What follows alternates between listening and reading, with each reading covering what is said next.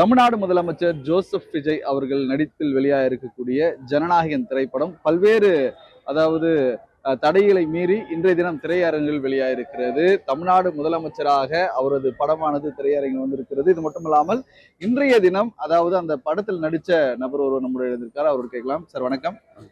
உங்களோட நடிப்பை திரையில பார்த்தோம், நல்லா இருந்தது. குறிப்பா தமிழ்நாடு முதலமைச்சரா அவருடைய படத்தை திரையில பார்க்கும்போது உங்களுடைய அனுபவம் எப்படி இருந்தது? உண்மையிலே ரொம்ப தடையெல்லாம் தாண்டி வந்துச்சு இது. அது இல்லாமல் லீக் அவுட்லாம் பண்ணாங்க. ஸோ எதிர்பார்ப்பு பெருசாக இருக்காதுன்ற மாதிரி நினச்சாங்க.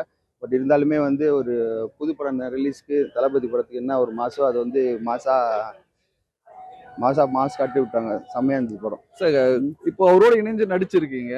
இந்த படத்துல எவ்வளவு நாள் நீங்க அவரோட பயணிச்சீங்க? எத்தனை காட்சிகள் வந்து அவர் கூட எடுக்கப்பட்டது? அவரு கூட நடிச்சது பார்த்தீங்கன்னா ஒரு 2 மாசம் எடுக்கப்பட்டது. அதாவது கொஞ்சம் பிரேக் விட்டு தான் ரெகுலரா இல்லை. ஸோ அதில் பார்த்தீங்கன்னா இப்போ ஒரு 6-7 சீன் நடிச்சது எல்லாம் வந்துருக்குது. ஒரு சில சீன்ஸ்லாம் வந்து கிராப் பண்ணியிருக்காங்க.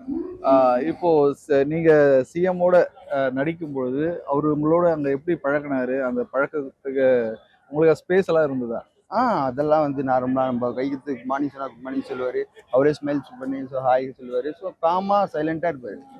ஸோ அதெல்லாம் வந்து ரொம்ப ஹம்பிளான ஒரு இப்போ இந்த திரைப்படம் அதாவது ஜனவரி மாதமே வெளியாகப்படும் என எதிர்பார்க்கப்பட்டது. ஆனா வெளியாகல. அப்போ அந்த படத்துல நடிச்ச உங்களுடைய குழுக்கான அந்த மனநிலைமை எப்படி இருந்தது?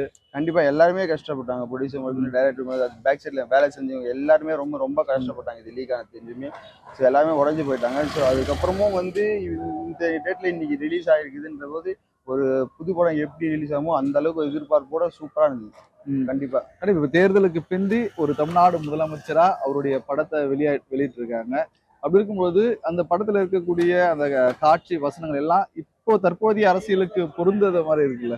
இதுக்கு முன்கூட்டியே வந்து உங்க இந்த செட்ல வந்து உங்க கூட எல்லாம் பேசியிருக்காங்களா? இல்ல இது தொடர்பா யாராவது அதாவது நண்பர்கள்? இல்ல நம்ம இந்த உள்ள டைலாக்ஸ் சீன்ஸ்லாம் வந்து யாரும் எங்கேயும் ஸ்ப்ரெட் பண்ண மாட்டாங்க. ஸோ அவங்க வந்து சார் பேசுற மாதிரினா விஜய் அண்ணா பேசுறாங்கன்னா ஸோ அவர்கிட்ட மட்டும் தான் சொல்லுவாங்க. இல்ல நீங்க அந்த செட்ல நீங்க பேசி பழகி இருப்பீங்களா? இல்ல அவங்க கூட இல்ல சினிமா சீன்ஸ் போய்க்கும் அந்த மாதிரி பேசுவேன். மற்றபடி வந்து நார்மலா நீங்க ஒர்க் அவுட் பண்றது ஜிம்மை பத்தி பேசுவேன். அதெல்லாம் நார்மலா வந்து கேஷுவலா பேசுவேன். ஓகே. அப்போ இந்த அரசியல் பயணத்தை பத்தி இதோட லாஸ்ட் டெபியூட் உடைய படம் இந்த படம் அமைஞ்சிருக்கு.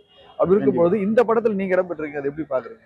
கண்டிப்பா என் ஃப்ரெண்டு தான் ரெஃபர் பண்ணேன் ஆக்சுவலா இது. அதுக்கப்புறம் வந்து இது மாதிரி இது தளபதி படம்னு சொன்னோடனே நானும் கொஞ்சம் எக்ஸைட்டிங்காக போனேன். ஸோ எதிர்பார்த்த மாதிரியே நல்லா இருந்துச்சு சீன்ஸ்லாம். கண்டிப்பா நல்லா இருந்துச்சு. உங்களோட பயணத்துக்கு வாழ்த்துக்கள். தேங்க்யூ.